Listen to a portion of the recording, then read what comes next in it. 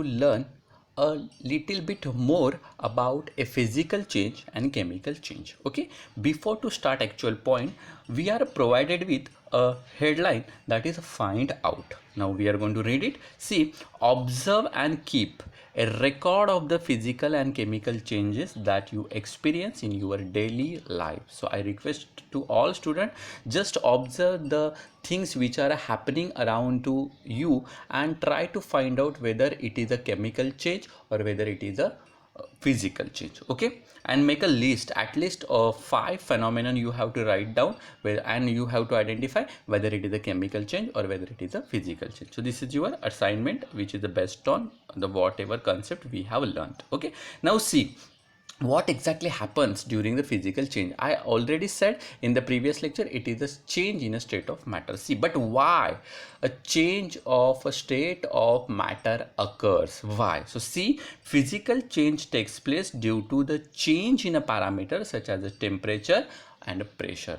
So whenever there is a change in a state of a matter, we will definitely say there is a change in a temperature as well as there is a change in a pressure. Okay, often a physical change is a reversible. We have already studied it is a permanent change. It can be bring back again. Okay, now the composition of the matter remains the same in a physical change. So these are the few points you have to write down, that is change in a state of matter because of the change in the temperature and pressure. It is an irreversible change and the composition of the matter remains the same. Okay, these are the few points. Now example, ice is transformed into water on heating and water is transformed into ice on a cooling. So this is the very best reverse example of reversible physical change. Initially we were having ice, we just provided heat to it, it turns into water, and again we keep that water into the freezer, means its temperature downs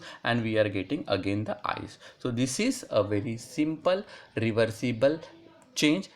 Consider as physical change. There is no change in a composition of the water or ice takes place. Okay, now see, here it is important. On the contrary, if the composition of the matter changes during a process, it is called chemical change. When we call a particular process or phenomenon as a chemical change, some chemical reactions are taking place in a concerned matter. As I already said, whenever a chemical reaction takes place, definitely it is associated with the chemical change. It means that whenever chemical change takes place, it always leads to the chemical reaction.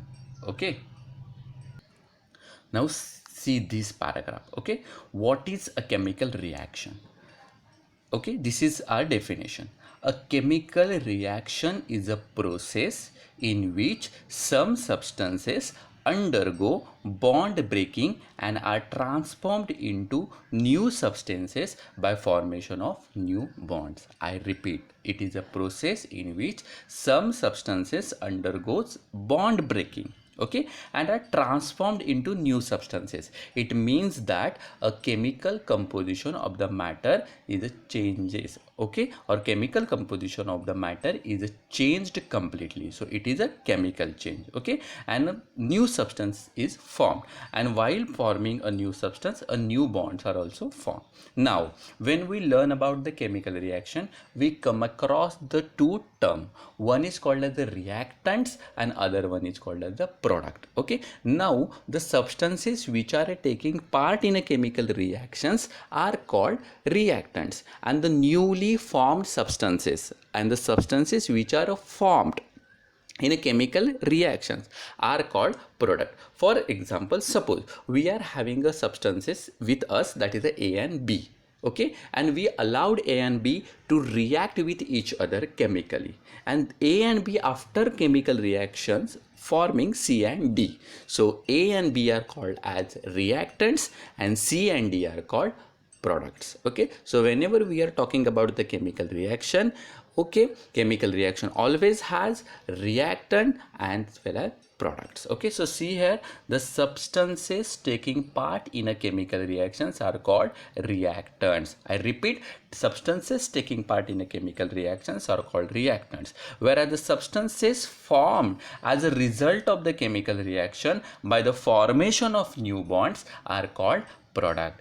Repeat, I'm repeating, that is the substances formed as a result of chemical reaction are called product. For example, suppose, see, formation of carbon dioxide gas by combustion of the coal in a air is a chemical reaction. See, very simple, formation of carbon dioxide gas. Now what is the product over here? Carbon dioxide. And how we are producing carbon dioxide? Just we are burning the coal in a air. Combustion means burning, okay, in a air. So definitely combustion needs oxygen. So when we burn a coal combines with the oxygen in the air. So here the reactants are carbon, that is a coal, and oxygen. And when carbon or coal gets completely burn, it forms carbon dioxide. Okay, so in this reaction, see over here, coal, that is the carbon and oxygen from the air are the reactants, while carbon dioxide is the product. A chemical reaction is represented by